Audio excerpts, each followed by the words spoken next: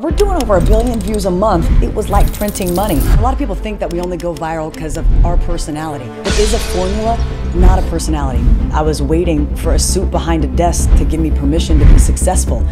If you have a Karen and she takes a giant Slurpee and throws it on somebody's car, that's gonna grab you. And then if she takes chalk paint, keeps shaking it but doesn't do anything, but she's just yelling at you, you're like, what is she about to do with that? That is the difference in good creators and the best creators in the world. Their ability to hold suspense. 2017 to now 2024, who did you need to become to deal with this level of success? Adley, thanks for having me in your beautiful, what do you guys call it? A creator house or? Viralish house. Viralish house. That makes sense. Of course. It's viral-ish. You know, not every video, but ish, at least. Ish. That's so cool. Well, I mean, obviously, did we first meet on Clubhouse? Was that back?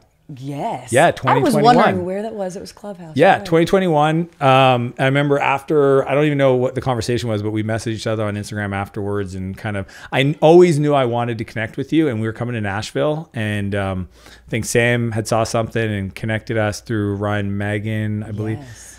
So I'm pumped I'm here. Right off the bat, you guys do 1 billion views a month? We do 1 billion views a month. That's conservative, I'd say now. Really? Yeah. Because I mean, with the content you're putting out there, I mean, you can, go up 20, 30%. Like it's just. It can fluctuate based on the day, based on supply and demand of ads. Yeah. And so it's very unpredictable, but we've learned how to manage our expectations and manage that at scale. So I asked you earlier off camera about, because I knew you were a cheerleader. Did you always feel like you'd be an entertainer? And I know there's because your videos go viral because you're trying to figure out what in the culture can we do. What is the formula for you to create a viral video? Like, can anybody do it, or do they have to be somebody like yourself that has that kind of personality? This may sound cliche, but a lot of people think that we only go viral because of our personality. I've taught people to make faceless videos, people who have terrible anxiety, because it is a formula, not a personality. A personality is just icing on the cake. But ultimately, it's your authenticity that has to come through. I'm silly. I'm very, very goofy, and a lot of people will see that and be like, I couldn't make viral videos as a job. And then I just want to show them all of our other channels that you would not even know are ours. My face will never be just so on everybody there. knows what they are. What are the other channels? Oh, you could look at my husband's. My husband, we gave him a challenge. My husband, Blake, we gave him a challenge to grow 1 million followers on TikTok. And this is a great example of just the formula at work. My husband is terrified of being on camera. He doesn't like to speak. He just has anxiety about being on camera. So we said, all right, you're going to grow 1 million followers on TikTok, and you have to use the formula, and you can't speak. So you box them into like, this is the creative form. It's what we teach people. Yes. You have to use it, and you can't talk because we want to. That's the challenge, the forcing function. Yes, and show that anybody can do this, and you have to pick a smaller niche like DIY. Okay. And he did it in 29 videos. Come on. 29 videos. How much time did it take him to 1 million followers? I bet 5 months. 29 videos, 5 months. 29 shot 29 videos. I don't have 1 million followers on TikTok. I want 1 million followers. We got you. Let's do this. Do I collab with Blake? Is that what I gotta do? Find him in the kitchen. Yeah. Blake, let's hang. But do you mind sharing the formula or pieces of it? No, not at all. Okay, cool. I want to know. Yeah. So it sounds simple, right? This is storytelling 101, but we've adapted it in a really unique way for social. So first, obviously, there's the hook. Always the hook. And we have 7 elements of a great hook. Then we go into suspense. And suspense creates tension. Create tension. And that is the difference in good creators and the best creators in the world. Really? Is their ability to hold suspense. And then we have the payoff, we have engagement tactics, and we have, what's the other one? Probably call to action, stakes. And raising the stakes. And so those sound so surface level, and people are like, that's it? Yes, but it goes in really deep of how you're going to hold the psychology of attention second over second over a second, how you're going to emotionally anchor somebody. And we see this in sitcoms. We see this in the best movies. You see it in Mr. Beast. You see it in Mr. Beast. Yeah. If you actually know what you know, because like, I love this. I think everybody listening is going to get a masterclass today in how to create better content, even if their desire isn't to get 1 million views or followers on TikTok or go viral.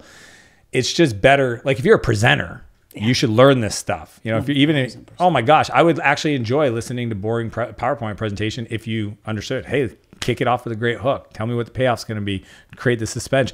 But it's interesting because I've been doing content for a while and everybody's got thoughts. Let's just start with the hook. And you said you have different formats. Do you always script your videos out, or do you sometimes shoot and then have the person prompt for different hooks? Because I've done both. I've done scripted and I've done prompts based on what I'm sharing. Am I losing the precision by not scripting everything? Is there a way to not script and still nail the hook? I would say if you want to go predictably and sustainably viral, you script it.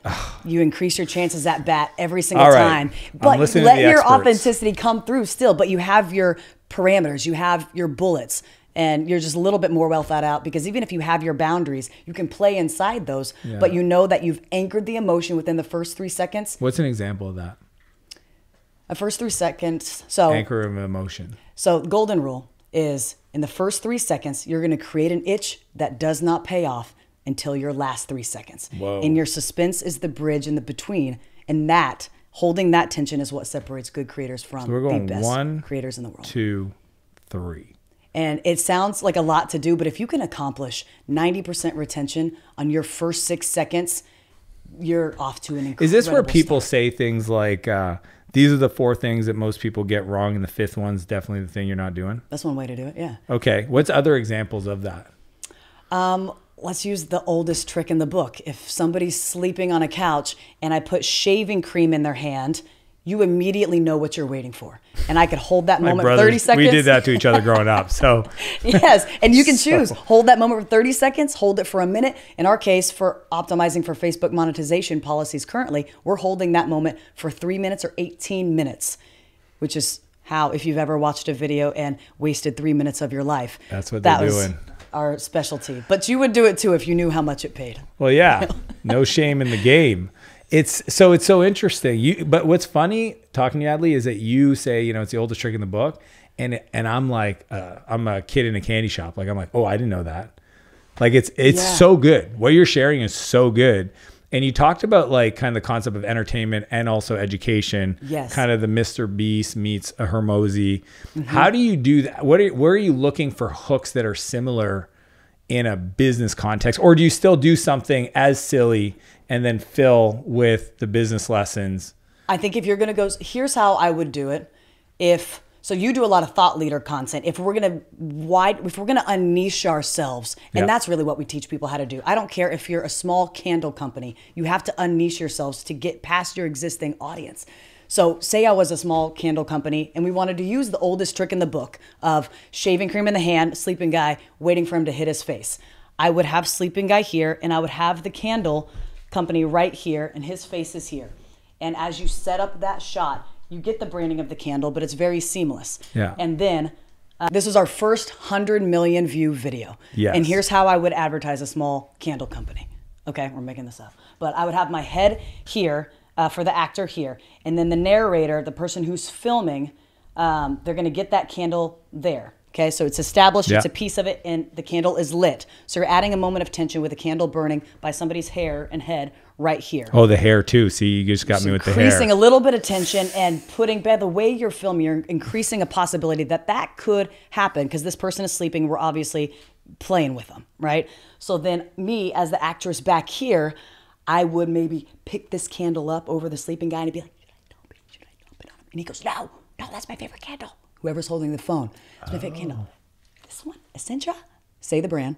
He goes, yes, they're 2 for 1 at Target. I just got 30 of them. Put it down, you know? And this is the person behind the camera. Oh my gosh, that's getting so the good. messaging out there. So good. Saying there's social proofing because you stocked up on it, telling me where to get it. Oh my gosh. There's 2 for 1 at Target. I just got 30. Set it down now. Wow. So then that's somewhere in the middle of the 3-minute video. Then later, as I'm messing with this guy, I have a fly app. So I'm just buzzing over his head. So he thinks there's a fly and he's about to slap himself any moment. But then as I'm doing this above his head, I would be like, God, this smells so good.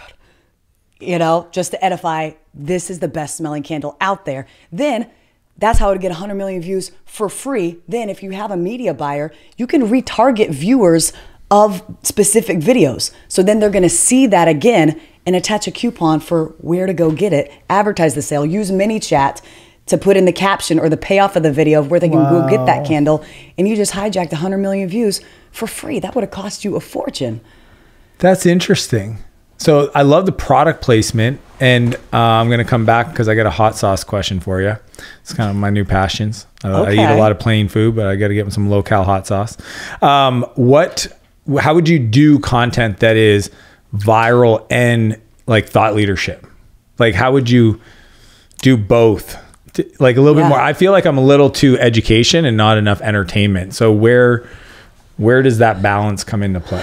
I think you could do, so we have different formats and different buckets that we play. But would you start with the education part and then try to figure out the entertainment angle? No. You have to start with the viral entertainment. Yes, because if you start saying, here's how to save 30% on taxes, most of us are out, right? Yeah. I mean, the large part of the population, Or you because no say, one's this trying. is why I paid $1.2 million in taxes, and then people are like, what's that? Or here's how I lost $1.2 million in taxes. Or Right. Yeah. And I'd say, I mean, this is how Viralish does it. So most people, when they describe a video, they're describing the outcome. We do every video in reverse. If you're going to pitch a video to me, you're going to pitch the first 3 seconds. Begin with the end in mind? Or sorry? You're going to pitch the first 3 seconds. You're going to say, I'm going to crack an egg into a thing of Quaker oats in the middle of a Target. And then if I'm interested, I'd say keep going, because that mimics the viewer's experience. You literally feel like you wait to feel. Say what it is. Yeah, I would say I'm going to crack an egg. If I'm pitching you an idea, I would say I'm going to crack an egg into a thing of Quaker oats in the middle of the aisle at Target. And then I'd say, I like it. Keep going. Because you just pitched me the scroll. You pitched me an opening 3. And then I would say, okay, now I'll hear the rest of your idea. But most people say, here's my idea. I'm going to show people how to save 30% on taxes. I'm going to show them the best 3-ingredient brownie recipe. With all due respect, even if you make the best video out there, less than 20% of people are maybe making it to the end. So they're never going to see that amazing tax strategy. They're never going to look at the amazing brownies. They're never going to learn how to save money on real estate because they're not making it to the end. So we have people describe a video by the opening shot. If we like it, they can continue telling us the video in sequence because that's the viewer's experience. So good. It's so interesting because I think I spend too much time on like, how can I help people? So I want to create educational content. But I would help a lot more people if I could figure out that, because then I get more views and more people learn cool things. What if you did, we've done this before for an educational piece. It was how to save money on taxes. Yeah. And it was a paper towel roll, because that's interesting. And it has writing on it. And it says, the first paper towel says, if you saved a penny, ... Then you pull the next thing down. It reveals the second piece of the paper towel. Every day for a year. Oh, no, first one it says, first paper towel roll says, would you rather? Oh, yeah. Okay. Would you rather? Have a penny every day for a year. Now I need to know what the second one is. Or whatever that other stat is. Yeah. you know, and you just take them line by line through this paper towel roll of laying out a story, and you educate them, but it's something visual. 82% of people are watching without sound. It's interesting because I even watch like some of these TikTokers that are sitting there making tea and singing. Yes. And I'm like, they could just sing, but there's something about watching them make their coffee or their tea that it's kind of like, I'm curious what they're drinking today. Yes. I'm like, why? Why am I that? It's just some visual. It's a part of our brain that wants to know. Yeah. Right? Or a part that represents a piece of you. Like, I like tea. It's giving you some emotional, tangible thing to be like, I'm like that person, rather than just sitting in a chair hearing somebody talking. Sing, And a lot of people are substituting sitting in a chair talking. They know they need visual, so they're just substituting with editing. But if you can create a physical anchor that has suspense, even better. Say you were a trauma psychologist. Yeah. How would you do that? You could have a balloon filling it. But you could have a balloon, fill it up with shaving cream with a great verbal hook. Second sentence has a ton of suspense, and you're like, what's she doing with the shaving cream though? It's a visual demonstration. See, that's the thing. It's like, I heard what you said, but what are you doing with that? Yeah, and so I'm continuing to tell you, and I'm never gonna let my voice drop down like this and finish a sentence. Because if you finish a sentence, then people have a second to swipe away. So you're never gonna just end it and leave a moment where somebody could swipe away, because then they would. So it's how you speak to where they like can't find a moment to to get away, and they're anchored with a visual the whole time. It's interesting because you keep bringing your like the genius that you keep saying is like even the suspense and the anger, the emotional second thing or the hook. And it's fascinating because I went down the rabbit hole of studying Mr. Beast videos. Okay. Because if I'm going to create YouTube videos, I got to study the best. And I found that a lot of people that have dissected, I mean, to the level of edits where they show how he raises all the stuff you said. Yeah. And I'm like watching this, and to a normal person, to my 10, 11-year-old boys, they're just like, this is a cool video. And to me now, I cannot stop seeing the jump cuts, the frames, like whatever these things are called. And it is a masterclass in just what are some of these things people could consider, even language patterns, like words. You don't say, I think it was like, don't say but, say and, or something like that. Like, yes. So talk to me about some of the ideas around creating high retention through a video. Because at the end of the day, that's one of the metrics that kind of tell the algorithm to, you know, the kind of completion rates. Yeah. How do you create tension, suspense, engagement? It is creating that itch. I mean, number one thing is creating that itch in the first 3 seconds that isn't going to pay off. And then relatable moments. Like say, that's why politics work so well, or controversial things, a protagonist and an antagonist. And these are things that you can plant in your video. Karma videos, Karens. It's a whole psychological play of... Say more. What do you mean by Karens? You know, Karen's like in a I know Karen's. Target. I had an HR person named Karen, and she was Karen. That's right. She was the Karen. Not you, Karen. I don't even know how she got the job. But yes. It's good to have a Karen if she's your Karen. If she's she wasn't a good Karen. Okay. Sorry, Karen. It's all good. Bringing you into this. But if you have a Karen and she takes a giant Slurpee and throws it on somebody's car, that's going to grab you. And then if she takes chalk paint or something and then just keeps shaking it but doesn't do anything, but she's just yelling at you, you're like, what is she about to do with that? You know, you're creating a moment that you're not waiting out. You're going to hold on for that moment the entire time. But she could be saying something that you want to learn, that you're being educated about politically. So say she's taking the you're saying this is why political the videos do well, is because she's doing a thing that psychologically speaking we will want to watch play out, but she's screaming a point of view that we're indirectly not realizing that we're absorbing. That, and you're either going to hate her and you're going to want to see her fail, and you're going to want to see karma. So we'd always introduce karma to a Karen, or we either identify with her like, yeah, she's right. You did take her parking spot. You did. You are in the wrong. So we would create videos that cause tension and who's right, who's wrong. And we would pin two characters against each other, but you're going to see yourself in one of those characters. So good. In my husband and I's videos, you're either going to see, you're going to identify with him or you're going to identify with me. And we lean heavily into those characters. They're real to us, but we lean into them because we're representing audiences that are bigger than ourselves. The level of sophistication is awesome. Like it's very thoughtful. Like you're literally saying these are the audience we want to appeal to, and we got to say these words and roll them into this narrative that we're creating tension around. And then to me, it's the payoff, because I mean, you say you got to pitch the first 3 seconds, but there needs to be a purpose, and eventually you got to release the tension. And if you do that well, do you get a second view? If you don't do that, like because what if I don't do it? What if I never do the payoff? Am I penalizing myself in the future for, like, do people get mad and like, oh, and then thumb it down and tells the algorithm? Part 2. Yeah. Everything's followed for part 2. And then all your search is like, I've done this. I'm on TikTok and in my search, it's like 3rd video. And I'm like, oh, I don't have the 3rd video. Cause sometimes I can't.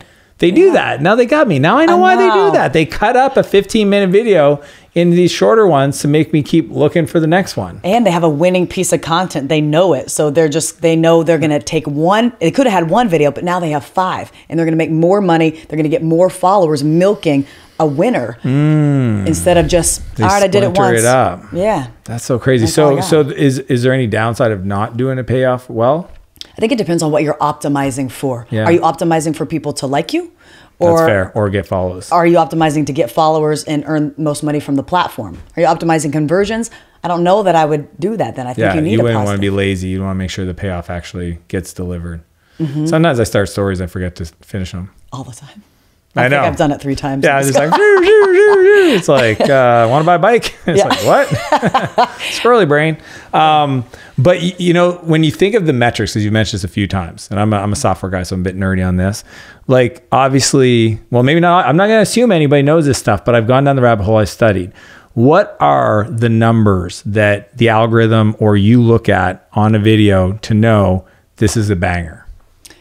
A marriage of watch time and percentage completed. Say more. If you do a 6-second video, of course you're going to have a high percent completed. You may even have 112% completed because like they rewatched it. Yeah. But there's creators that are better than you that are making 3-minute long videos that are not just getting 6 seconds, they're getting 15. They're getting 45-second watch time. So they're trumping your 6-second all day. So we teach people at Viralish to hold attention for longer. So take that 6-second and we'll show you. You could have paid off that fly prank, smack yourself in the face. You could have done that in 30 seconds. We're going to hold you for 3 minutes and we're going to have a higher percent completed. Maybe not a higher percent completed, but relative. Our watch time is going to be significantly higher. Interesting. I wouldn't do a 3-minute video if it was going to have 90% completion at 1:20. Yeah.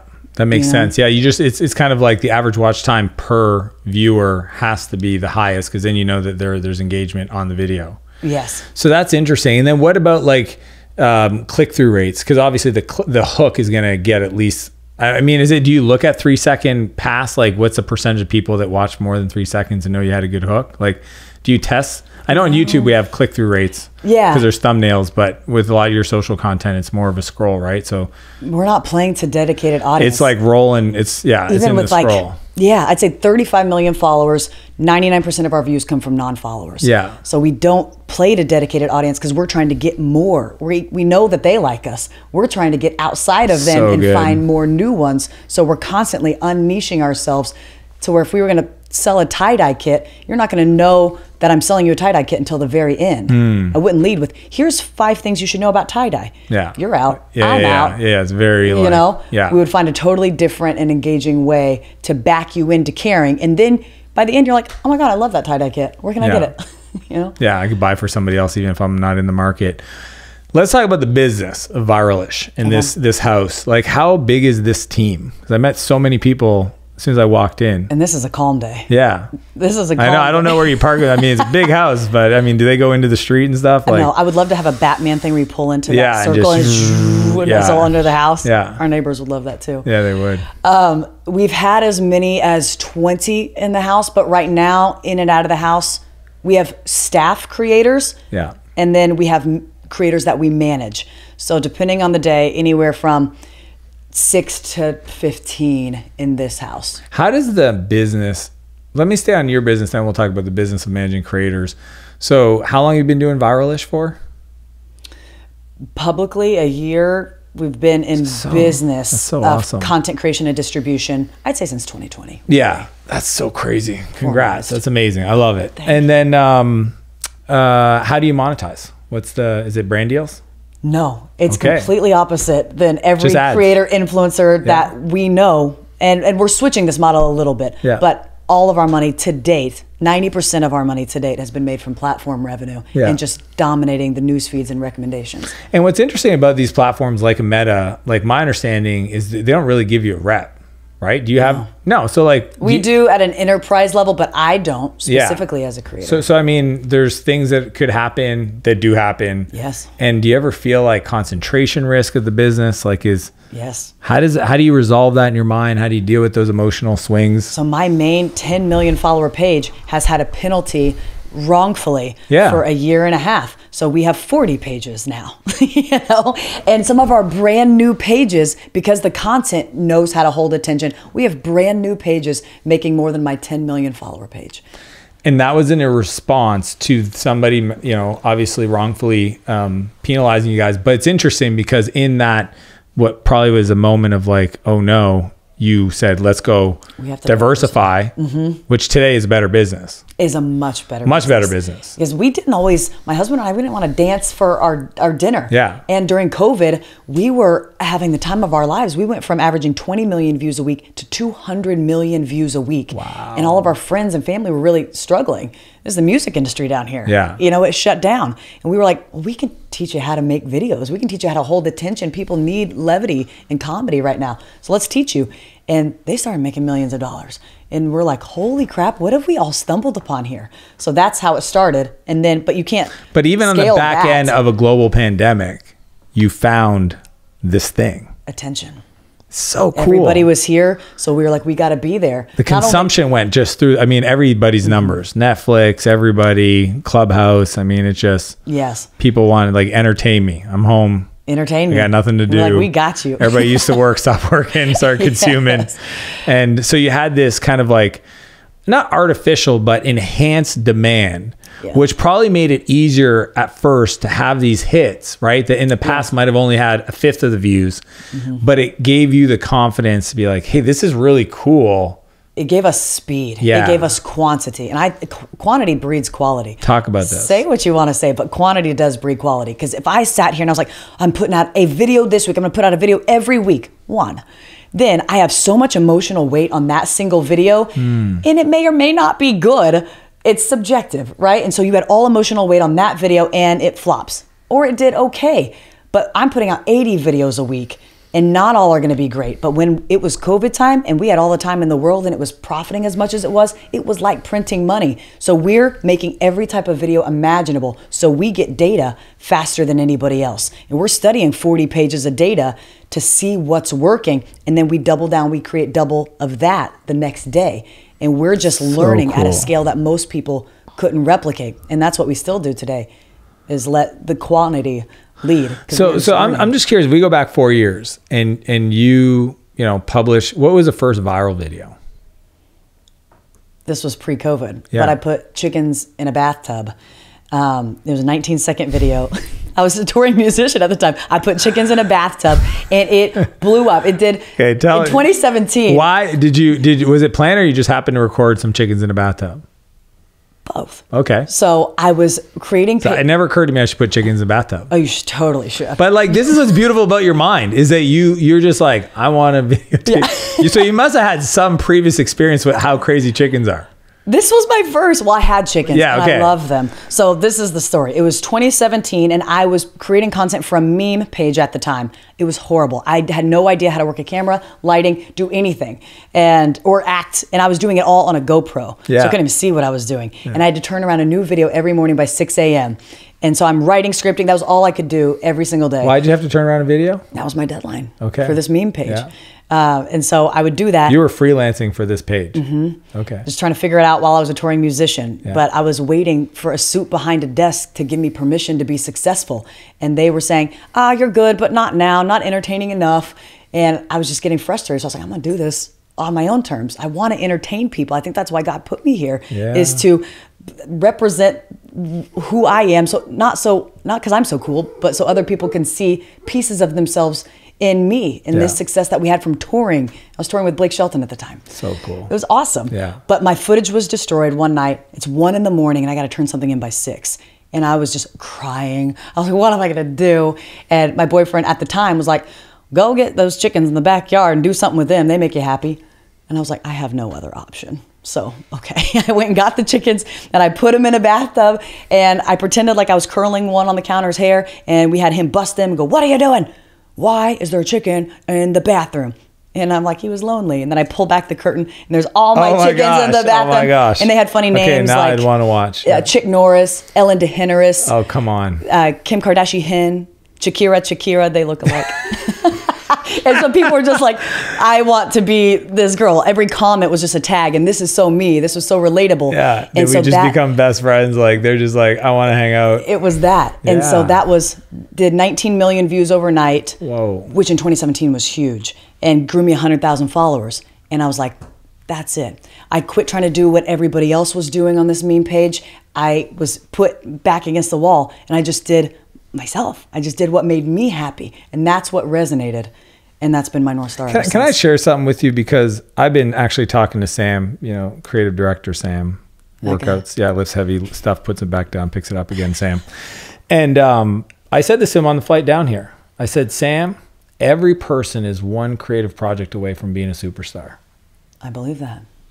And the only way that ever happens for them is if they allow themselves to actually listen to their heart. Which is a scary thing to do. It is though, and it's like scary because it's the hardest. You literally have to say, I want this. I love this. I don't know why. I know my family's going to judge me. I know there's a chance that everybody else is going to hate it. But for some reason, I just keep thinking about this thing and I'm going to do it. What would you say to somebody who doesn't know what they want to do? I ask them what they don't want to do. And when they tell me that, I go, it's the opposite of that. Because that's how everybody tell you what they don't want. Mm-hmm. Yeah. And if they tell you what they don't want, it's actually what they do want. Right? So what do you not like? Mm-hmm. What's the opposite of that? Perfect. Go do that. I don't know. I just find that like such a fascinating concept. And I've studied this because like the Oliver Anthonys, Oprah with Color Purple, you know, a lot of the musicians. There was always John Maxwell's book, 21 Years for Laws of Leadership, number 13 for him. Okay. And it became the number one. He's the GOAT of leadership. Like everybody that is the tip of the spear from The Rock to whoever, what we admire about them is they allowed themselves to absolutely honor their personal preferences. And I think it's interesting because we can sometimes get caught in after that incrementally improving and we get away from the creative part. Right. And we don't have the collabs like a Linkin Park and a Jay-Z. For me personally, Preach. Dude, that album, I was like, I needed that in my life. And that's like that Numb Encore is like one of my favorite songs in the history of the world. I knew I liked you. I like you so much more now. Because I shared with you who I am. Isn't that crazy? Yeah. And I think that's what happens. A lot of people walk around the world. They're actually fascinating people, but they're wearing a mask. Yeah. They love chickens. Let your free See, I like you more. Tell them about the Shakira. That's funny. Shakira. That's just, they're great. Yeah. So you do that, that brings you into the world. And then COVID is this beautiful blessing for you. Now, I don't know about you. I'm in software. Software went awesome. And I had to feel a little bit of guilt because while the rest of the world was melting. So I'm just curious, like you went from a touring musician and most people in music don't make money. I was bankrupt. Okay. I was actually bankrupt. Perfect. Chapter 7. So you're there and now you're making money. Like how did that feel? Were you worried it would stop tomorrow? Did you put it away? Did you carpe diem it a little bit? Like how did you respond? Invested immediately is the real. Because you just got so nervous this may not last. Yeah, and I still had that bankrupt mentality of this isn't going to last, so I need to make hay while the sun is shining. And then past that, I feel like this is just the human experience that once you have your immediate needs met, the immediate next thing you want to do is go show everybody else how to find the level of joy that you found, especially because my success was tied intrinsically to who I was as a person.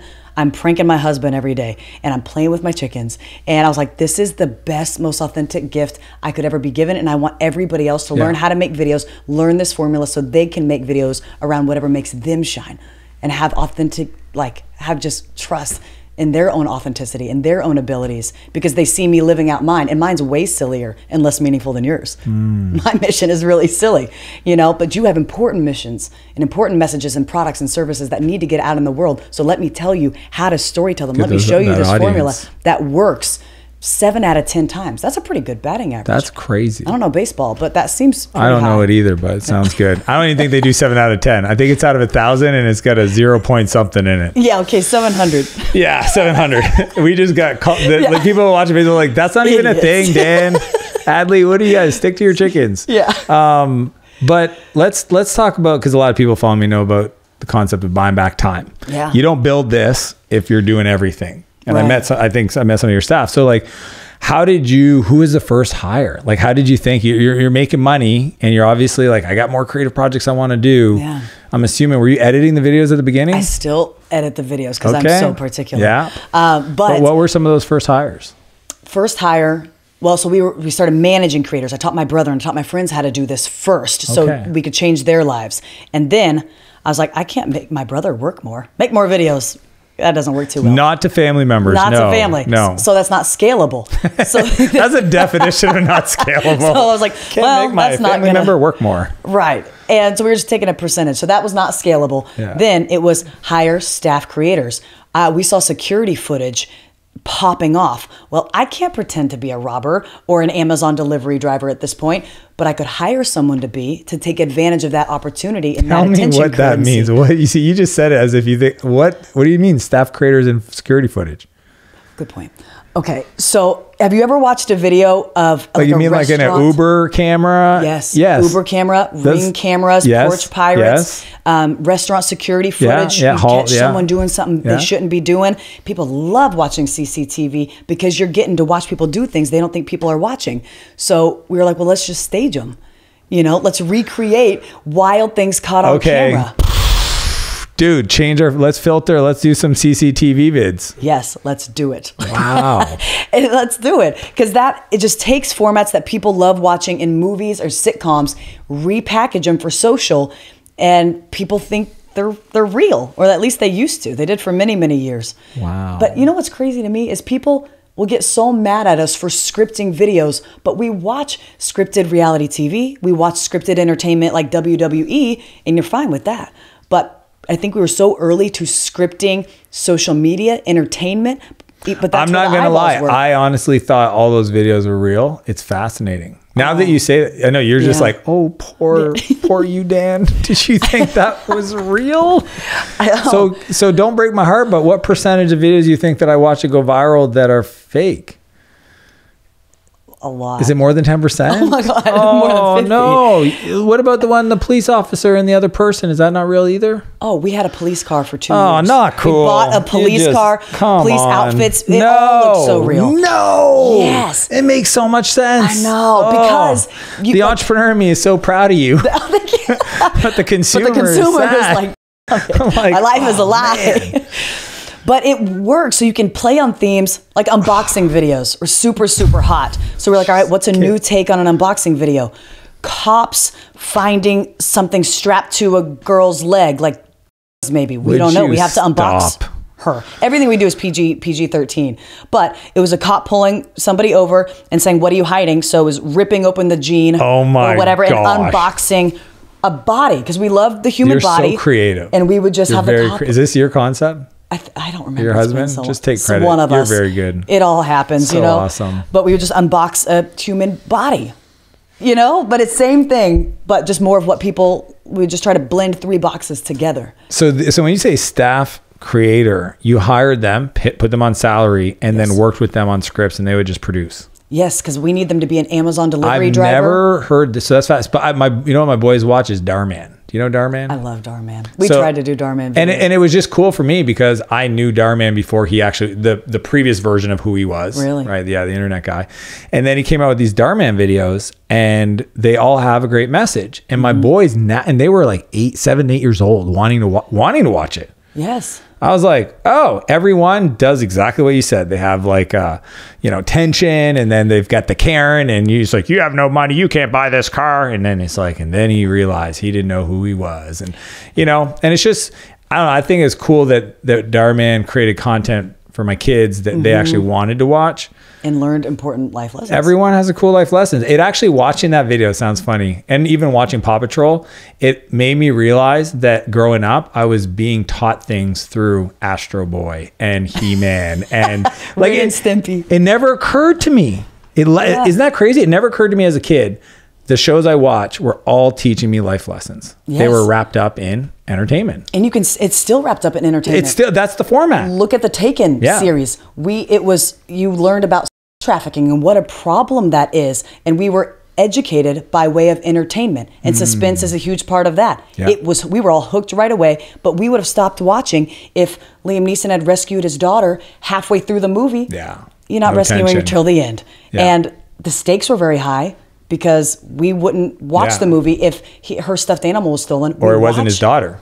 Right. Yeah. Well, we watched Taken because she was trafficked to the other side of the world. He had to get her within 3 days and 100 people in the process. Yeah. So we take stakes, we take timing, we take suspense, the way that we traditionally know them, but pack them in a way for social media and make them relatable, make yourself be able to see yourselves in the character, even if it's really dumbed down and simple. So great. Yeah, I heard one time somebody say the quote, they said, the bigger the monster, the bigger the hero. I think that's what it was. I like that. Yeah, because essentially the bigger the monster, the bigger the villain, Yeah. the bigger the hero has to become. So it's like, that's why when I watch like X-Men or whatever these movies are, like a DC movie, and it's like whatever the guy, the bad guy's name's like, you know, it's like this crazy multiverse bad guy. It's like he's got all the powers ever created. It's like, it's gotten a little silly. Like he's undefeatable. And then they're like, you know, then all the X-Men have to get together to fight him.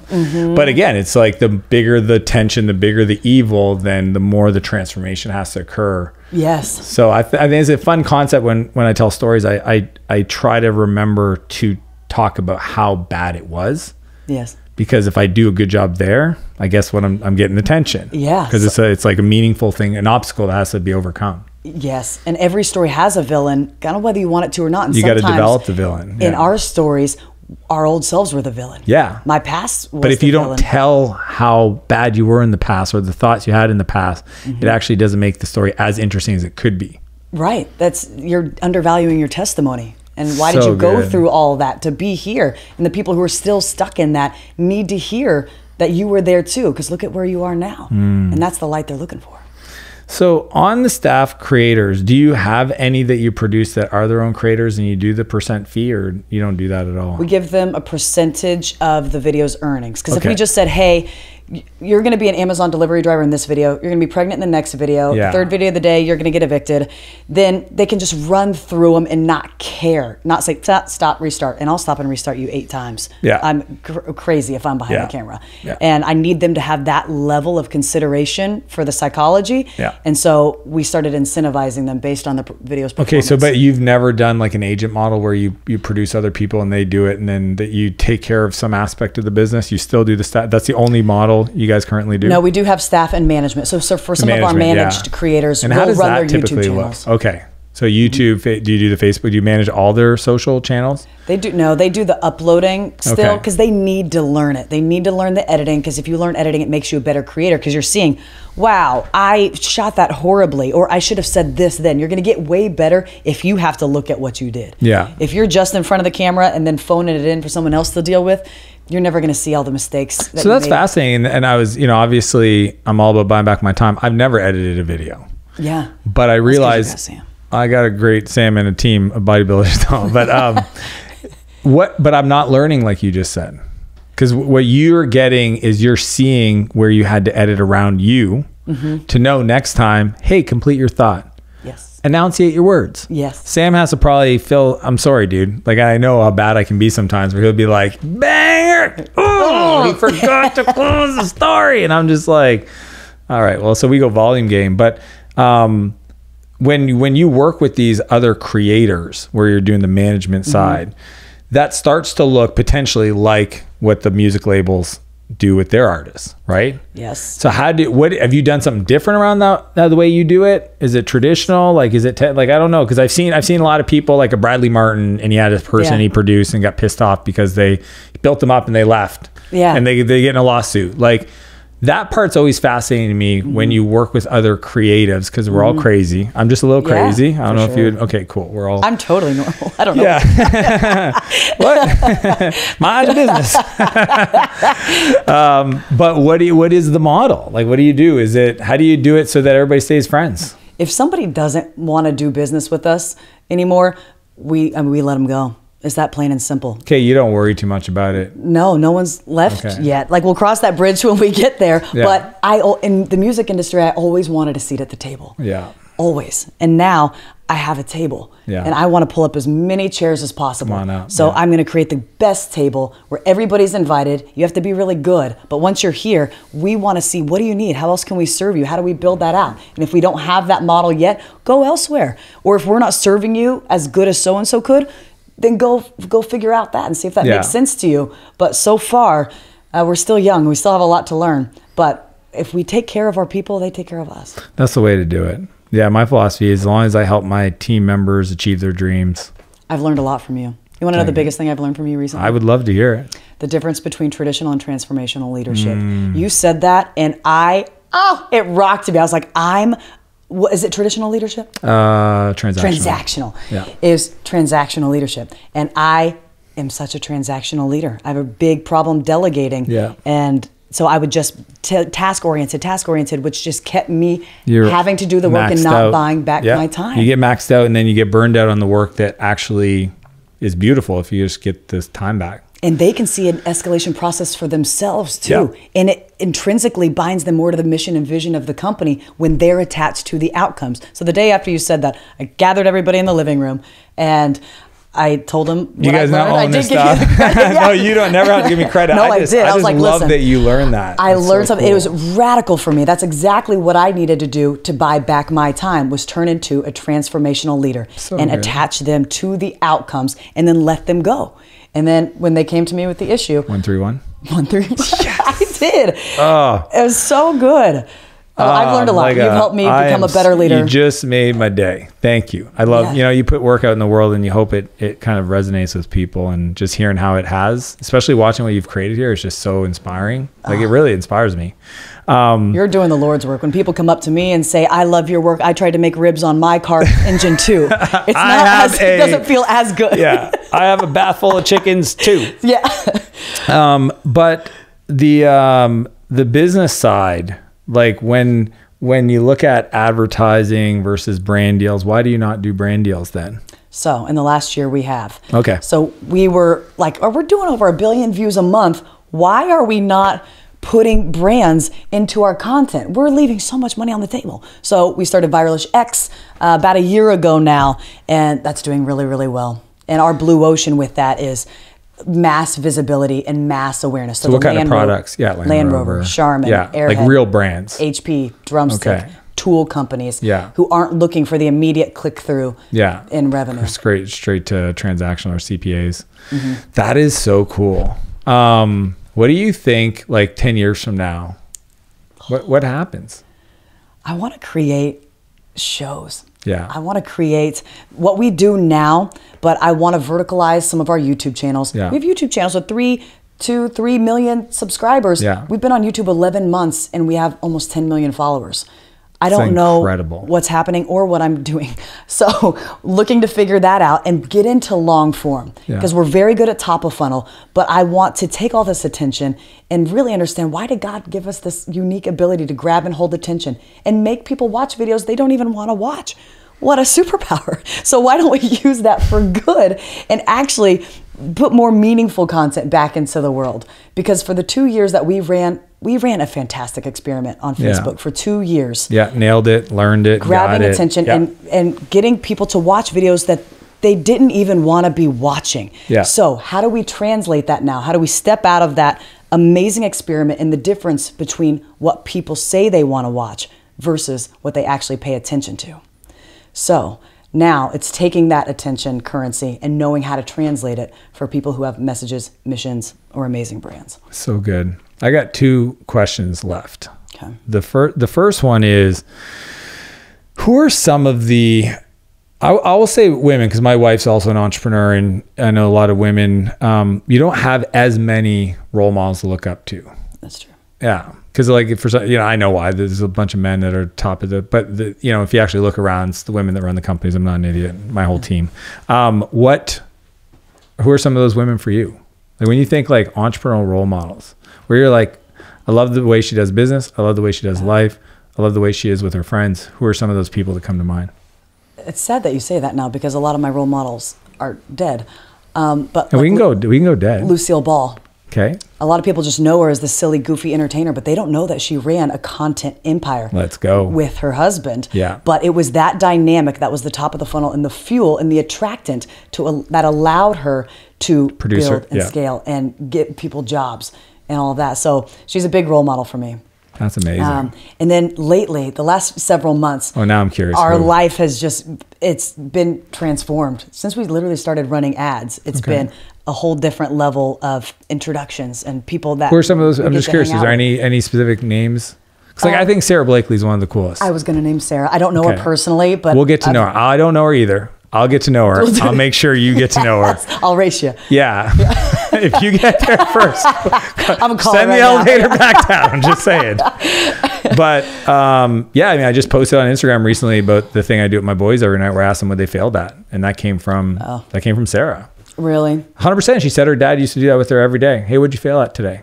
I love that. Yeah, we celebrate our failures. What a simple frame change that I think will have a profound impact on my two boys. I have no doubt. So one, say it's okay. It's expected and normal. We celebrate it. And you celebrate it. And when they don't have something, I'm like, oh, that sucks. Yeah, you didn't try enough. Yeah. What next time? What do you think you could try? What did you know? Is there anybody else though? I just want one more. Lori Grenier. All right. You got to be close with Lori during quarantine. Like we talk every night for 3 hours on the phone. Type of friends. Whoa. And Blake, when he still had a real job, he would come home from his corporate job, and I was like, I'm on with Lori again. And then he's going to bed 5 hours later. He's like, I guess good night. What did you guys talk about? Everything. We talked about business a little bit, but we talked about shows. We talked about attention. We talked about, how the QVC journey, customer journeys. We just talked about family, about kids. That's so beautiful. It was a really, really wonderful friendship. And she loves comedy. Enjoyed. Oh yeah, I'm going to Andrew Schultz tonight. Are you really? Yeah, I'm like comedy is my jam. Anyways, last question. Okay. Adley, when you look back at 2017 when you first viral video, let's start there. 2017 to now 2024. Who did you need to become to deal with this level of success? You can't be a people pleaser and do this business. And I was a people pleaser when I first started making videos, and the comments would tear me apart because they would misunderstand who I was, what I was doing. I was like, no, I'm not that person. I didn't say it like that. You took it like that. So I would change my next video to do everything right.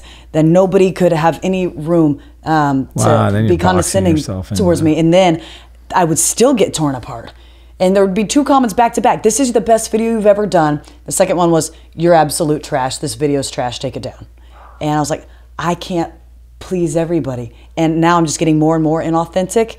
And even when you try to do everything right, you're still going to upset people. And so learning how to just care about what I think. What do I think of me? Because if I think I'm doing okay and I'm happy, then that's going to resonate. And then other people, the right people, are going to be attracted to that. And that's who I'm doing this for. That's who I'm trying to represent possibility for. So that's been the guiding North Star. So beautiful. I love that. Where should people follow you? Where's your favorite platform to get to know you? I'd say Instagram. Perfect. Instagram. Same. I think Instagram is my fave. Everybody go find Adley on Instagram. Give her a follow. She's incredibly creative. And here's the deal. If I could buy stock, I'd buy stock in her. She's going to create a massive portfolio production company shows. I have no doubt. I know it. I can kind of already see it. And it's because of the people you're talking to, the mindset you've built, the willingness to take risk and build out the pieces of the empire, and that you stay close to the creative, which is just awesome. Yeah. So thank you for having me. Thank you. So great. A lot coming from you. Appreciate it. It means a lot. Have an amazing day.